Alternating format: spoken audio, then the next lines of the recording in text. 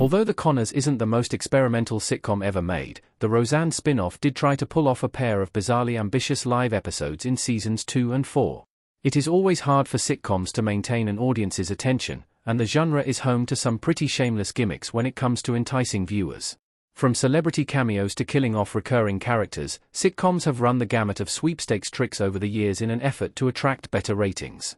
Roseanne's spin-off The Conners is typically a low-key affair, but even this comedy isn't immune to such efforts. The Conners, like its predecessor Roseanne, focuses on the eponymous working-class family from the small city of Lanford. Proud of its creative debt to traditional sitcoms like All in the Family, The Conners generally avoids the self-aware meta-humor of recent, more experimental sitcoms. The Conners Season 7 is unlikely to feature an animated episode or any similar ratings gimmick, so this made the show's Seasons 2 and 4 surprises all the more unexpected. In these outings, The Conners featured not one, but 2 live episodes, the latter of which even incorporated improvised scenes from non-professional actors who won a contest. The Conners Season 4 Episode 1 featured non-professional actors. Contest winners played the Connor relatives Mark called.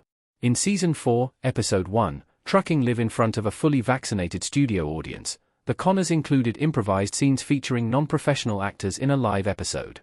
These actors were called live on air and tasked with improvising alongside Mark's actor Ames McNamara in a gimmick that could easily have gone disastrously wrong. Fortunately for everyone involved, the contest winners provided amusing banter in response to Mark's questions instead of anything more risque. However, the episode still jarred bizarrely with the grounded tone of the series as a whole, as does its predecessor Season 2, Episode 13, Live from Lanford. In Live from Lanford, the Connor family discussed politics in real time as Mark and Harris watched coverage of the 2020 New Hampshire Democratic primary.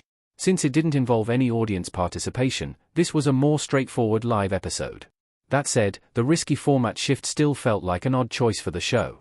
In contrast, Trucking live in front of a fully vaccinated studio audience was outright jarring as the episode broke the fourth wall entirely, with Darlene running from one set to another and the aforementioned phone calls from Mark. The effect is bizarre upon a rewatch. The Conners Season 4 Episode 1's live taping was already risky.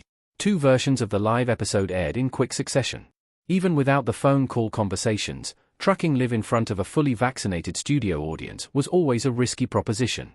Some of the best episodes of The Conners rely on intense dramatic confrontations between the family, but the Season 4 premiere storyline needed to be a little lighter than usual due to its frequent fourth-wall breaks. Meanwhile, the fact that the episode was intended to air live across America meant that it was performed twice in rapid succession to account for Eastern and Pacific time zones.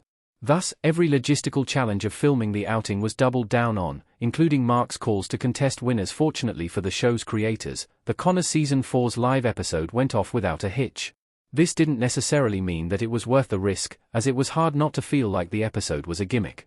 There were numerous broader issues with the Conners Season 4, including ignoring Roseanne entirely at Dan and Louise's wedding and sidelining Harris's relationship with Aldo in the finale. As such, prioritizing the novelty of a live episode over ironing out these story issues smacked of desperation, proving the Conners character development wasn't the primary concern of its creators. The Conners Season 4's experiment didn't fit the show's tone. Roseanne's spin-off isn't as experimental as 30 Rock or Community. The Conners successfully pulled off its live episode in Season 4, but there is no denying that the episode still felt out of place. 30 Rock and The Simpsons both had successful live episodes before The Conners, but they were also both much weirder, more self-aware sitcoms that frequently addressed their metafictional status. 30 Rock was a comedy show about creating a comedy show, while The Simpsons is filled with nods to its own status as a cartoon that alternate between sly and blatant.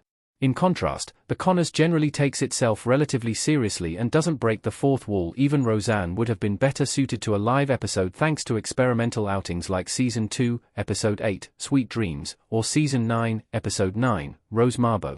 The latter was hardly critically acclaimed, but it proves that Roseanne always had an experimental side that the Conners never shared. There is a reason that few viewers expect the Conners' upcoming final season to have an extended action movie parody within its 6 episodes, and it's because the series prides itself on reflecting reality. This made Season 4's premiere feel oddly misguided, since breaking the fourth wall wasn't the sitcom's forte. The Conners never revisited live episodes. This one-off experiment followed a live Season 2 episode. Unlike Trucking live in front of a fully vaccinated studio audience, Live from Lanford sidestepped many of the issues that make live episodes feel gimmicky. For one thing, the outing focused on a real-life event that gave it a reason to be broadcast live. For another, the plot centered on the banter between the family and their political disagreements. This ensured the outing still felt somewhat like a normal episode of The Conners. It might not have matched The Conners' highest-rated outings, but any episode that gets the family into one place and sparks some conflict between them is bound to succeed.